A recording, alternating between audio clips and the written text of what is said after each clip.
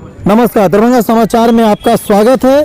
दरभंगा महोत्सव 12 जनवरी से 30 जनवरी को होने जा रही है 5 चरणों में। इसी के उपलक्ष्य में अभिषेक कुमार झा जो अध्यक्ष है, उन्होंने एक प्रेस वार्ता रखा और अपने इस प्रेस वार्ता में उन्होंने कहा कि दरभंगा महोत्सव दरभंगा के अतीत, वर्तमान और भविष्य पर एक परिदृश्य है। एक तरफ जहां दरभंगा का अपना एक अतीत था जो सुनहरा था, जो बहुत ही सुनहरा था, जो धीरे धीरे अब खत्म होने के कगार पर है, जहां इसकी अपनी एक सांस्कृतिक धरोहर इतिहास है, वो आज़ादी से पूर्व और आज़ादी के बाद की तस्वीर आपके सामने है। इसलिए दरभंगा महोत्सव का आयोजन किया जा रहा है ताकि दरभंगा के अतीत को, गौरवान इतिहास को बता सके। आइए सुनते हैं अभिषेक कुमार झा ने इस प्रेस वार्ता में दरभंगा महोत्सव के जो 5 चरणों में होगा उस पर उन्होंने क्या कहा। देखिए, दरभंगा के अतीत और वर्तमान के केंद्र में सामाजिक, शैक्षणिक और राजनीतिक संवर्धन और यहाँ के युवाओं को जगाने के लिए हम लोग आज दरभंगा महोत्सव के अंतर्गत प्रेस वार्ता रखे। मैं मीडिया और बंधुओं के माध्यम से बता देना चाहता हूँ, जो हमारा अतीत जो है वो काफी गौरवमयी हुआ करती थी। वर्तमान स्थिति हम लोग की काफी दयनीय हो गई है। यहाँ के युवाओं को जगाने के लिए आजादी से पहले हम लोग संपन्न हुआ करते थे, जो क्षेत्र आजादी से पहले संपन्न नहीं हुआ करते थे, आज वो संपन्न हो गए। परंतु हम लोग आजादी से पहले संपन्न हुआ करते थे, आज हमारी संपन्नता धीरे धीरे खत्म हो गई है। इन चीजों को बचाने के लिए हम लोग दरभंगा महोत्सव का आयोजन कर रहे हैं। दरभंगा महोत्सव कुल 5 चरणों में होने जा रहा है। पहला 12 जनवरी उद्घाटन सत्र यूनिवर्सिटी चौरंगी स्थल पे, दूसरा 17 जनवरी संत टेरेसा मेमोरियल कॉन्वेंट में, और तीसरी चरणों की जो कार्यक्रम है वो रक्तदान शिविर श्री राम जानकी मंदिर नियर शर्मा डायग्नोस्टिक, और चौथा कार्यक्रम जो हमारा वो मोटिवेशनल क्लासेस जिसे हम कैरियर काउंसलिंग भी कह सकते हैं, और 30 तारीख को सांस्कृतिक कार्यक्रम होकर हमारा यह कार्यक्रम समापन होगा। इसमें और कुछ क्या लोगों के आने की संभावना है, क्या कुछ? देखिए, उद्घाटन सत्र में यहाँ के जो भी गणमान्य लोग रहेंगे वो लोग आएंगे, और यहाँ कैरियर काउंसलिंग में अलग अलग फील्ड से अलग अलग एक्सपर्ट आएंगे और यहाँ के बच्चों को आके बताएंगे जो वो किस तरीके से पढ़े, जो अपने गोल को, अपने कैरियर को अचीव कर सके। अभिषेक कुमार झा, दरभंगा महोत्सव अध्यक्ष। कोरोना काल में ये पहली बार ऐसा हो रहा है, इतना विराट सम्मेलन आप फिर से करने को जा रहे हैं, क्या कुछ अलग देखेंगे? कोरोना के नियम को हम लोग पालन करते हुए, 2 गज दूरी, मास्क है जरूरी का नियम पालन करते हुए हम लोग इस महोत्सव को करने जा रहे हैं।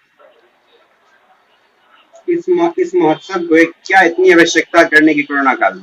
देखिए, हमने तो पहले ही कह दिया है, जो हम लोग का अतीत काफी गौरव हुआ करता था, धीरे धीरे अगर आप देखेंगे तो आज हमारा किला खत्म हो गया। आज जो नारगौना पैलेस जो वो अलग सी खूबसूरती बतौर रही थी, आज वो भी खत्म हो गया। अगर हम लोग अब नहीं जगेंगे तो कब जगेंगे? पिछले 70 सालों से हम लोग का कुछ भी विकास नहीं हुआ है, दरभंगा का कुछ भी विकास नहीं हुआ है, इसीलिए हम लोग योग करने पे आज मजबूर हो गए। आज यहाँ के कुछ युवा मिलकर इस कार्यक्रम को कर रहे हैं ताकि आने वाले समय में कुछ न कुछ परिवर्तन देखने को मिल सके।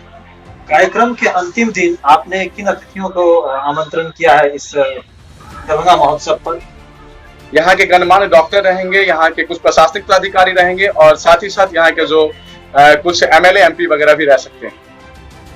वर्तमान सांसद यहाँ के वो भी उनकी भी रहने की चांसेस काफी ज्यादा है। नहीं, बार बार सरकार बोलती है जान है तो जहान।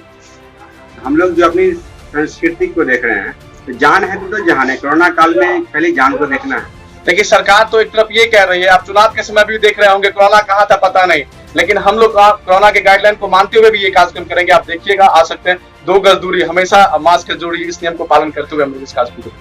अच्छा, जिस तरह कैरियर काउंसलिंग की आप कह रहे हैं, तो किन स्किलों पे ये कैरियर काउंसलिंग होगी, या तो बच्चों को 12th के बाद जो गाइडलाइंस होते हैं किस तरफ कैरियर बना जाए, इसको लेकर के क्या उस दिन काउंसलिंग होगी? जी, इसी को लेकर काउंसलिंग होगी। किसी बच्चों को IIT सेक्टर में जाना होता है, किन्हीं को मेडिकल सेक्टर में जाना होता है, किन्हीं को सिविलियन क्षेत्रों में जाना होता है, लेकिन अच्छे गाइडलाइन नहीं होने के कारण वो बच्चे अपने कैरियर में सफल नहीं हो पाते हैं। यहाँ में जो 12th लेवल पे जो बच्चे होंगे, 10वां लेवल पे जो 10 जो बच्चे पास करके आएंगे, उन बच्चों को हम लोग कैरियर काउंसलिंग और मोटिवेशनल क्लासेस देंगे। कैरियर काउंसलिंग के लिए मिनिमम योग्यता क्या होगी? 12th। इसमें किस तरह के आपने किनको बुलाया है कैरियर काउंसलिंग? प्रोफेशनल या कोई टीचर या एक्सपर्ट? यहाँ अलग अलग फील्ड से एक्सपर्ट आएंगे, जैसे मेडिकल सेक्टर से इंजीनियर साहब रहेंगे, डॉक्टर्स, मेडिकल सेक्टर से डॉक्टर साहब रहेंगे, IITian से IITian रहेंगे, और सिविलियन से यहाँ के नगर आयुक्त महोदय भी रह सकते हैं। अच्छा, तीसरे चरण में 21 जनवरी को आपने एक बहुत अच्छा जो मानव समाज की सेवा का रक्तदान शिविर किया है, क्या ये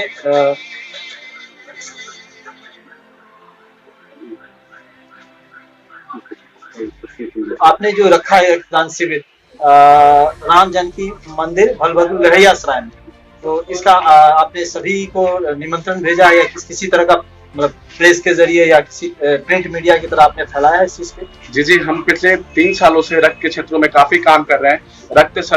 रक्त जो है वो मनुष्य के शरीर से ही उत्पन्न होता है, इसीलिए हम 18 वर्ष जो भी ऐसे ऊपर के होते हैं और 55 वर्ष से जो नीचे होते हैं उनको रक्तदान जरूर करना चाहिए। आप देख सकते हैं जो कोरोना के समय में भी रक्त की जो कमी हुई थी, तो हम लोग यहाँ के लोगों, जरूरतमंद लोगों को किस तरीके से रक्त पहुंचाया था। अच्छा, जो आपको यहाँ जो आपके शिविर के जरिए रक्तदान करते हैं उनको किसी तरह का कार्ड मिलता है कि ताकि अगर उनको भी जरूरत हो तो उस कार्ड के जरिए रक्तदान उनको भी मिले, क्योंकि जरूरत उनको भी कभी पड़ जाती है। जी, सभी को कार्ड मिलता है। ऐसे लोग जो हमारे पास डोनेट नहीं भी करते हैं, लेकिन हम लोगों को ऐसी सूचना मिलती है जो वो मरीज को ब्लड की आवश्यकता है, तो हम लोग उनको प्रोवाइड करवाते हैं।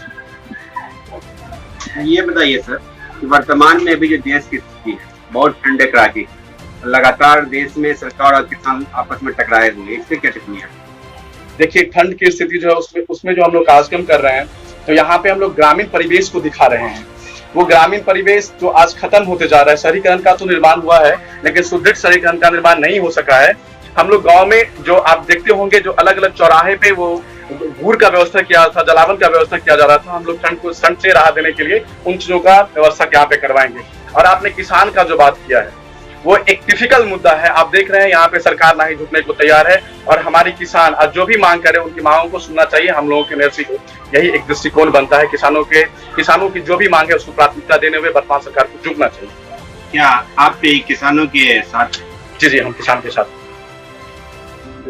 दरभंगा महोत्सव कई वर्षों से आप लोग कर रहे हैं, इस बार कुछ क्या लग रहा है? पिछले वर्षों से कर रहे हैं, इस बार क्या विशेष होगा इसमें?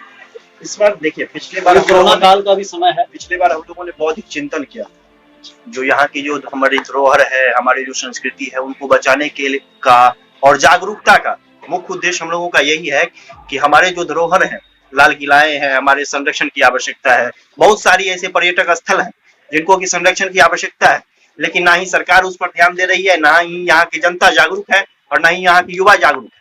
हम लोगों का मेन मोटिव कार्यक्रम का यही है, दरभंगा महोत्सव के माध्यम से जो लोगों तक जागरूकता का संदेश पहुंचाया जाए, जो हमारे दरभंगा क्या था, क्या है, और इसे संरक्षण करने के लिए इन युवाओं को ही आगे आना पड़ेगा। इस बार विशाल लोकोत्सव जो सरकारी स्तर पर वाली होती थी कई वर्षों से, वो नहीं हो पाई कोरोना के कारण। दरभंगा अपना स्थापना दिवस नहीं मनाया कोरोना के कारण। आप कैसे कह सकते हैं कि आपके इस कार्यक्रम को प्रशासनिक तौर पर जो है एक संपूर्ण साथ मिलेगा और उतनी भीड़ आएगी? मिलेगा नहीं, हमने जिला प्रशासन को इसकी सूचना दी थी, उन्होंने आश्वस्त किया है, लेकिन वो जो ढकोसला कुछ भी हो सकता है, चाहे वो मिथिला लोक उत्सव का हो या जिला प्रशासन की किसी भी कार्यक्रम का हो, बड़ी बड़ी चुनावी रैलियां हुई है, बड़े बड़े सभाएं अभी हो भी रहे हैं। फिलहाल कुछ महीने पहले भी अच्छी सभाएं हुई है, अच्छे कार्यक्रम हुए हैं दरभंगा में। तो इससे हमें यह सोचना पड़ेगा, हमें इस पर ध्यान आकर्षित करना चाहते हैं दरभंगा के लोगों को, जो यह कार्यक्रम हम जागरूकता संदेश के लिए किया जा रहा है, इसमें पॉजिटिव इमेज के साथ, पॉजिटिव सोच के साथ, पॉजिटिव हम लोग कार्यक्रम करने जा रहे हैं। विद्याभूषण बैठ